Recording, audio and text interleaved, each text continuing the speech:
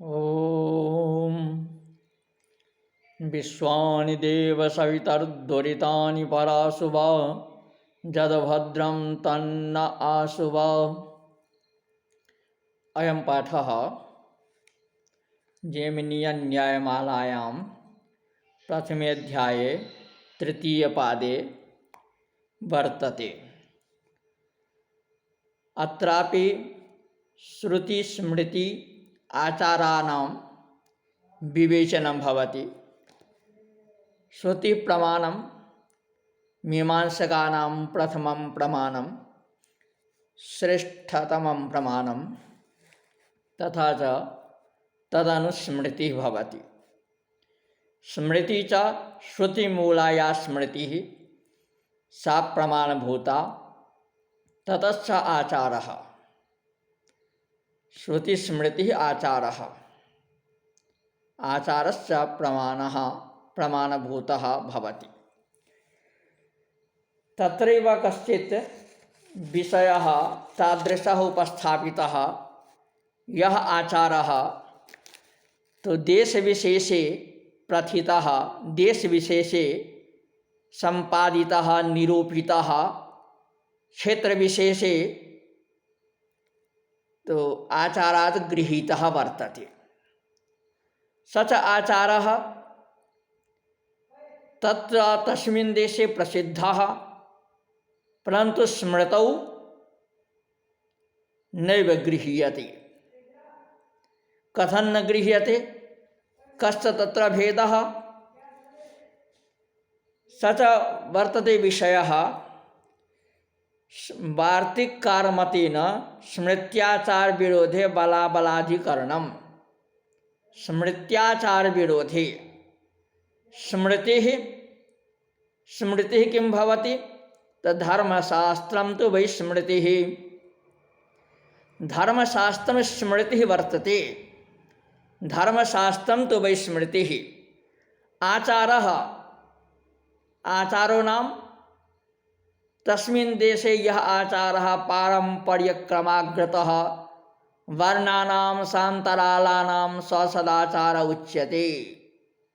यत् मनुना भणितं तस्मिन् आर्यावर्तदेशे, यज्ञीयदेशे, विन्ध्यदेशे, मध्यदेशे यस्य आचारस्य ग्रहणं भवति स आचारः खलु ग्राह्यः वर्तते। तस्मिन् देशे यः आचारः पारम्पर्यक्रमागतः वर्णानां सान्तरालानां स सदाचार उच्यते। स सदाचारः सर्वदा विद्वद्भिः सामाजिकैः ग्राह्यः वर्तते।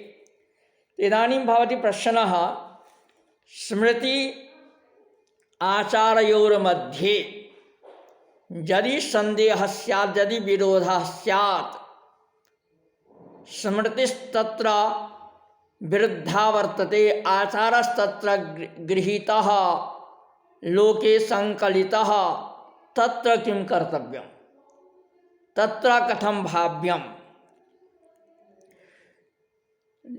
तत्र कारिका वर्तते जैमिनीयन्यायमालायां, यो मातुलविवाहादौ शिष्टाचारः समानवा इतराचारवन्मात्वम् अमात्वं स्मार्तबाधनात्।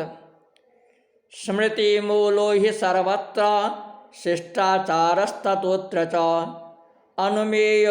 अनुमेया स्मृतिस्मृत्या बाध्या प्रत्यक्षया तु सा।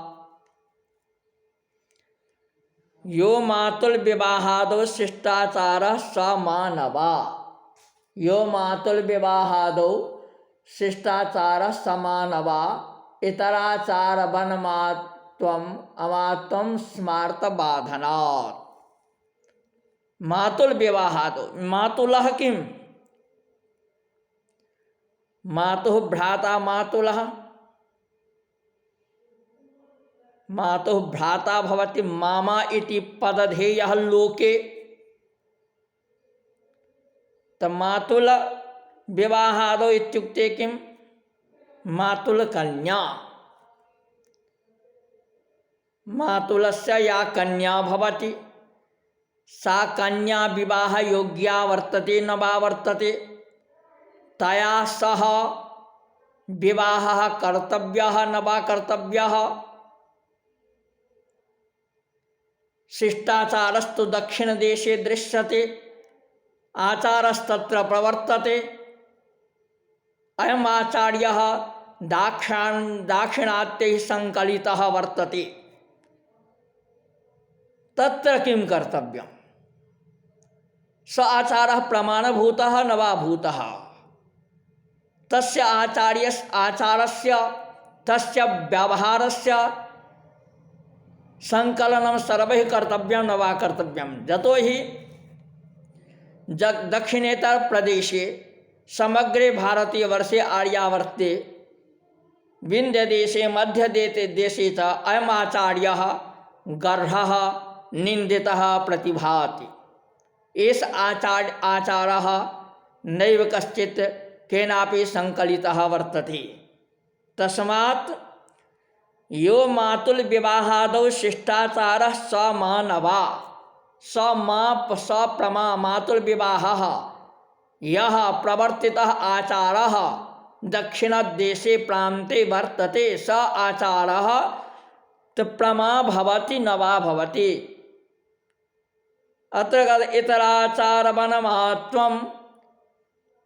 इतराचारवनमात्मम् अमात्मं स्मार्तबाधनात्। इतरस्य आचारस्य यथा प्रमाणं भवति, यथा अन्यः आचारः प्रमाणः भवति, प्रमाणभूतो भवति, तस्य यदि चेत् स्मृत्या सह तस्य बाधः निषेधः वर्तते तर्हि प्रमाणं न स्यात्। परन्तु स्मृतिमूलो हि सर्वत्र शिष्टाचारस्ततोत्र च। समग्रे भारते वर्षे आचारस्य मूलं स्मृतौ वर्तते। मन्वादि स्मृतौ तस्य आचारस्य, तस्य व्यवहारस्य, तस्य नियमस्य तु ग्रहणं तस्य मूलम् अवश्यमेव स्मृतौ भवति। तस्मात् मन्वादि स्मृतीनां प्रामुख्येन अध्ययनम् अस्माभिः कर्तव्यमेव। अनुमेय अत्र ग्रन्थकारः सिद्धान्तितः यत् शिष्टाचारस्ततोत्र च सर्वत्र शिष्टाचारः सेव शिष्टाचारः तो आचार्यैः विद्वद्भिः संकलितः यः शिष्टाचारः स्मृतौ तो उक्तः वर्तते, मूलत्वेन स्मर्यते।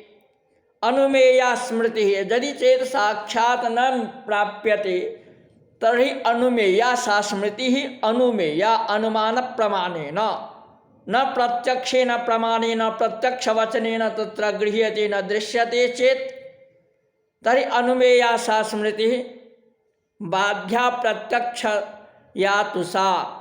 परन्तु यदि प्रत्यक्षया स्मृत्या स आचारः बाध्यते तर्हि तस्य प्रमाणं न स्यात्। अत्र कथे केषुचित् दक्षिणदेशेषु मातुलस्य दुहितरं शिष्टाः परिणयन्ति विवाह संस्कारं कुर्वन्ति। सोऽयम् आचारः प्रमाणं शिष्टाचारत्वात्। होलकादि आचारवत् यथा होलाकादः दि आचारः अस्माभिः संकलितः प्रमाणितः अनुष्ठितः तथैव यदि चेत् मातुल विवाहादौ आचारः गृह्यते स्वीक्रियते का क्षतिः इति चेत् यदि चेत् एषः तर्कः दीयते न तथा न भवति। स्मृति विरुद्धत्वेन कालत्रयावदिष्टत्वात्। स्मृति विरुद्धत्वेन साक्षात् विरुद्धा स्मृति प्राप्यते चेत् पुनः नवीना स्मृति अनुमेया तेन कालत्रयावदिष्टम् इत्युक्ते किम्? कालस्य क्षयः, समयस्य हानिः। येन केन प्रकारेण यदा प्रमाणस्य अन्वेषणं न भवेत् आजीवनं तस्य प्रमाणस्य संकलनं नैव कर्तव्यं तेन कालत्रयावदिष्टं दिष्टत्वात् तथा च स्मृतिः का स्मृतिः मातुलस्य सुतामूढ्वा मातृगोत्रां तथैव च समानप्रवरां चैव त्यक्त्वा चान्द्रायणं चरेत् मातुलस्य सुतां मातुलस्य इति मात्रे भातुः सुताम् ऊढ्वा विवाह संस्कारं कृत्वा मातृगोत्रां तथा च मातृगोत्रे उत्पन्नाम् अन्यामपि कन्याम् ऊढ्वा विवाहादिकं कारयित्वा समानप्रवरां चैव पुनश्च समानगोत्रे समानप्रवरे उत्पन्नां स्वगोत्रीयां कन्याम् ऊढ्वा यदि चेत् प्रमादेन अज्ञानेन तत्र विवाहः सम्पन्नः तस्यां ज्ञानेन वा अज्ञानेन वा तत्र किं कर्तव्यं त्यक्त्वा चान्द्रायणं चरेत् तां कन्यां परित्यज्य चान्द्रायणं कृच्छचान्द्रायणं व्रतं मासपर्यन्तस्य कृते भवति तेन नियमेन तु कष्टकारकं व्रतम् आचरेत् इति प्रायश्चित्तं तत्र स्मृतिकारेण दत्तं सातातपस्मृतौ। परन्तु इदानीं या स्मृतिः प्रकाशिता वर्तते सातातपी स्मृति तस्यां स्मृतौ इदं वचनं न प्राप्यते। न च स्मृत्याचारयोर्मूलवेदानुमापकत्वसाम्यात् समबलत्वमिति शङ्कनीयम्। किं भवति बहुत्र यत् स्मृतिः वर्तते स्मृत्या श्रुतेः अनुमानं भवति होलाकादि सदाचारस्य मन्वादिस्मृतिवद् वेदा अनुमापकत्वयोगात् न हि इदानीन्तनाः शिष्टाः इदानीन्तनाः ये विद्वांसः तथा कथिताः विद्यन्ते ते शिष्टाः न सन्ति मन्वादिवद्देशकाल विप्रकृष्टं वेदं दिव्यज्ञानेन साक्षात् कर्तुं शक्नुवन्ति न शक्नुवन्ति। येन शिष्टाचारः मूलवेदम् अनुमापयेत् मूलवेदस्य अनुमानं तेन शिष्टाचारेण स्यात् इति कर्तुमिदानीं न शक्यते। शक्नोति तरः कोऽपि शिष्टो यत्र क्वापि देशविशेषे कालविशेषे च यं कञ्चनापि होलाकाद्याचारस्य मूलभूतं स्मृतिग्रन्थम् अवलोकयितुं तेजा स्मृतिः प्रकाशितः विद्यन्ते तासां स्मृतीनाम् अध्ययनं कृत्वा कदाचित् वचनस्य उपलब्धिर्भवति। तस्मात् शिष्टाचारेण स्मृतिः एव अनुमातुं शक्यते। शिष्टाचारेण श्रुतेः अनुमानं न भवति न तु श्रुतिः अनुमिता च श्रुतिः अनुमिता च स्मृतिः विरुद्धया प्रत्यक्षया स्मृत्या बाध्यते। यदि चेत् प्रत्यक्ष स्मृतिः तत्र विरुद्धे प्रकटिता भवति तया स्मृत्या अनुमिता स्मृतिः बाध्यते। अतएव आहु आचारात् तु स्मृतिं ज्ञात्वा श्रुतिर्विज्ञायते ततः तेन द्व्यन्तरितं तस्य प्रामाण्यं विप्रकृष्यते तेन द्व्यन्तरितं तस्य प्रामाण्यं विप्रकृष्यते। यदि चेत् तो आचारात् स्मृतिं ज्ञात्वा श्रुतिर्विज्ञायते ततः लम्बायमानाय काचित् प्रक्रिया वर्तते यत् आदौ आचारं ज्ञात्वा यत् अयम् आचारः अस्माकं पूर्वजैः अनुष्ठितः तेन आचारात् तया तस्मात् आचारात् स्मृतिं ज्ञात्वा स्मृतिवचनं तत्र अन्वेषणं कर्तव्यम् अन्वेषयेत् ततश्च तां स्मृतिं वाचं स्मृत्वा श्रुतिर्विज्ञायते ततः काचित् श्रुतिः तादृशी भाविता भविष्यति अस्ति वा इति अनुमेया तेन द्वन्द्वरितं तस्य वाक्यं प्रामाणं विप्र इदं प्रमाण प्रकरणं विप्रकृष्यते अति दूरे गच्छति। तस्मात् ईदृशस्य आचारस्य प्रामाण्यम् अभ्युपेयम् अप्रामाण्यम् अभ्युपेयम् ईदृशस्य प्रामाणस्य लोके तो प्रतिष्ठा न भवति। तस्मात् तो यदुक्तं यत् स्मृति प्रमाणं यत् साक्षात् प्रमाणं वर्तते साक्षात् निषेधः यदि भवति तो निषेधस्यापि अनुपालनं तथा च प्रमाणस्यापि अनुपालनं। तो यद् विधिः निषेध विधेः अपि प्रामाण्यं भवति निषेधस्यापि तत्र प्रकरणम् आगच्छत्येव। तस्मात् शिष्टस्य यत् लक्षणं ग्रंथकारेण अन्यत्र सर्वत्र प्रतिपादितं तस्य लक्षणस्य समग्रतया अन्वेषणम् अध्ययनं कर्तव्यमेव। यत् बलाबल विशेषे यत् आचारः वर्तते एकत्र अपरत्र स्मृतिः भवति तो बलाबल विशेषस्तु कक्षान्तरितकारितः श्रुति स्मृत्योरिहत्वेवं न द्वयो श्रुति मूलतः श्रुत्या ही साक्षात् अर्थः प्रतीयते स्मृत्या तो श्रुति कल्पनया इति एकांतरित प्रामाण्यात् इति सर्वेषां च स्मृति विरुद्धाचाराणां तत्र ग्रंथकारः लिखति सर्वेषां च स्मृति विरुद्धाचाराणां मातुल दुहित्री परिणयादि विषयाणां कामादि हेत्वन्तरं स्पष्टमेव दृश्यते इति न कथंचिदपि श्रुति मूलत्वं संभावनीयम्। यतो हि साक्षात् स्मृतौ तत्र तस्य तादृशस्य वचनस्य खण्डनं वर्तते तस्मात् न संभावन्य तत्र विकल्पाभ्युपगमेन उभयोपि प्रामाण्यं संभवति। यत् अत्र वैकल्पिकः पक्षः वर्तते कर्तव्यमपि न कर्तव्यमपि न हि मातुलदुहित्री प्रणयात् प्रत्यवायोत्पत्तिः अनुत्पत्तिश्च संभवति इति अवश्यम् अप्रामाण्यम् आश्रयम्।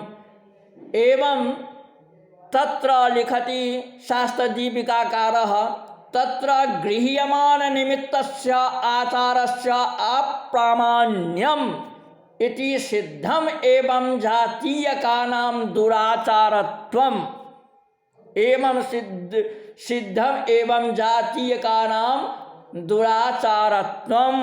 तस्मात् अस्य ग्रहणं नैव कर्तव्यम्।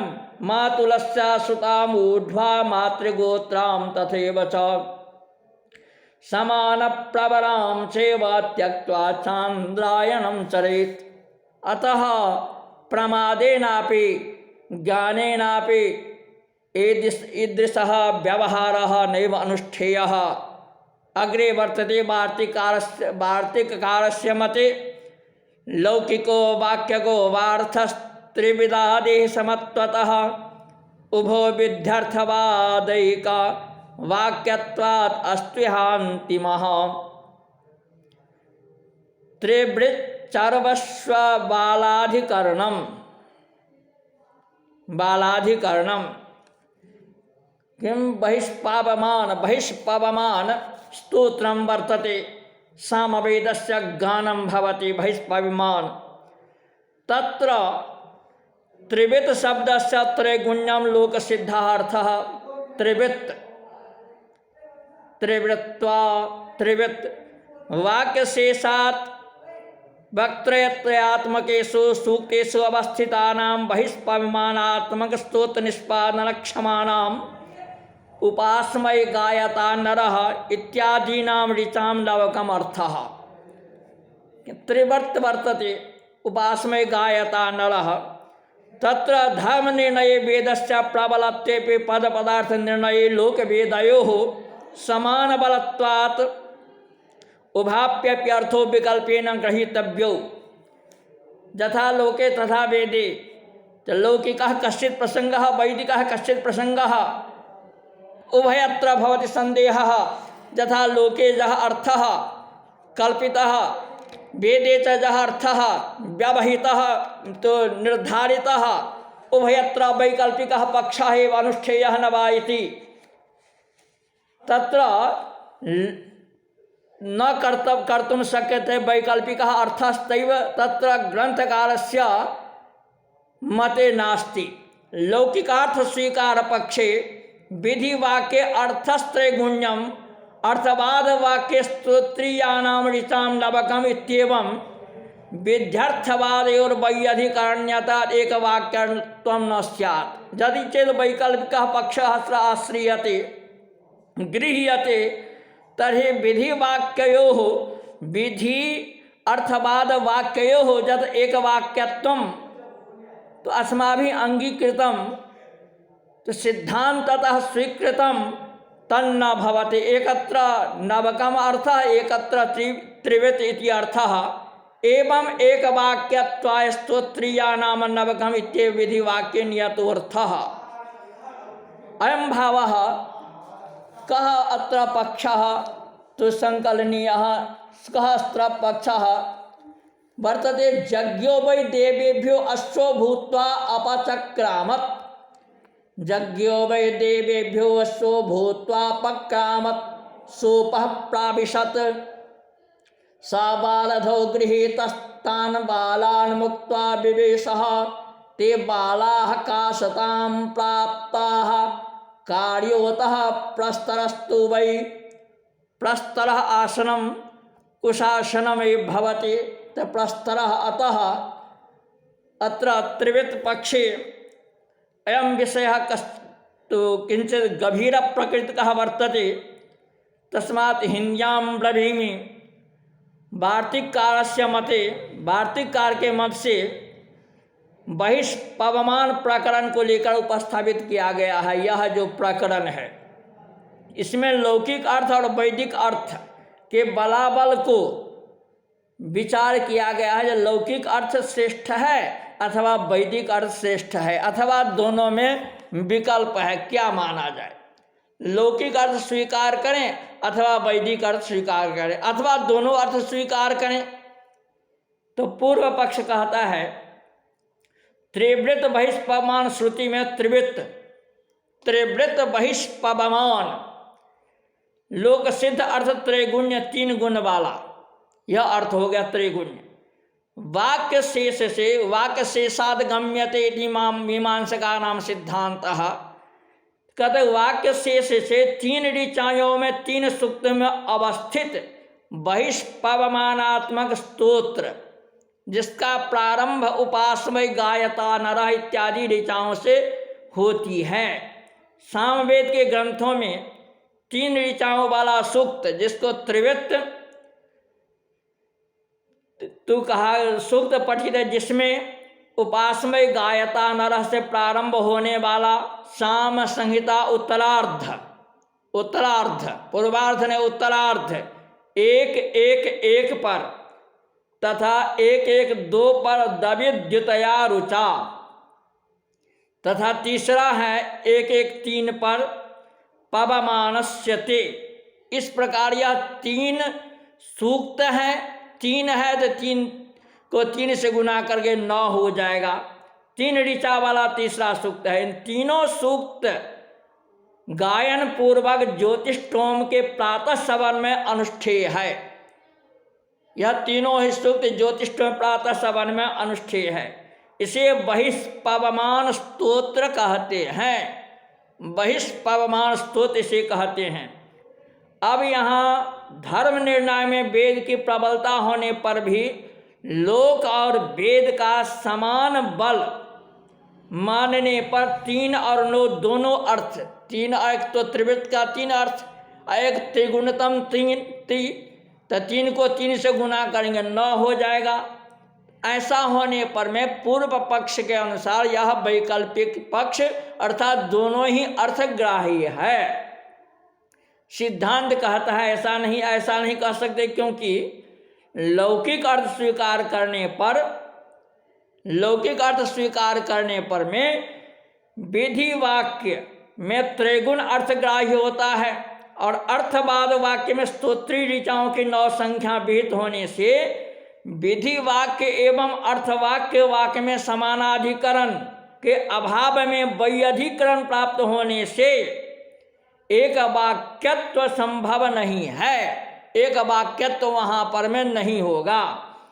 एक वाक्यत्व के अभाव में निरर्थक होने लगेगा। इसलिए एक वाक्यत्व के लिए स्तोत्रीय के 9 अर्थ ही विधि वाक्य में निश्चित है। इस प्रकरण को प्रमाणित करने के शास्त्र दीपिका में एक कारिका कही गई है।